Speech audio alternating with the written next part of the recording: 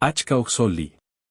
Significa antigua figura de autoridad o hermano mayor. Con el reverencial se lee Achkaoxoltzin.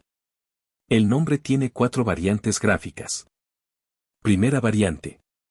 El nombre jeroglífico muestra una vista de perfil de la cabeza de un hombre mirando hacia la derecha del observador. Lleva el cabello largo recogido, posiblemente atado con una correa o tela de cuero blanco. Segunda variante. El glifo se conforma de un pedernal con un rectángulo. El tecpatl, cuchillo de pedernal azteca, era un instrumento utilizado en ceremonias y rituales.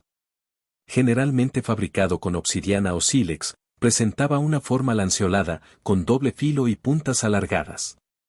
Su uso principal se daba en sacrificios, funerales y diversos actos rituales. Tercera variante. El glifo se conforma por una mano empuñando un pedernal. Cuarta variante. El glifo representa lo que parece ser un chiquipili, un saco tradicionalmente utilizado para guardar objetos valiosos como granos de cacao o dinero. En este caso, el saco presenta una ornamentación más elaborada de lo común y parece estar vinculado a una figura de autoridad. No queda del todo claro si tanto el saco como la figura representan una cualidad relacionada con la vejez. El rostro del tributario asociado con este glifo muestra arrugas, lo que indica que es una persona mayor.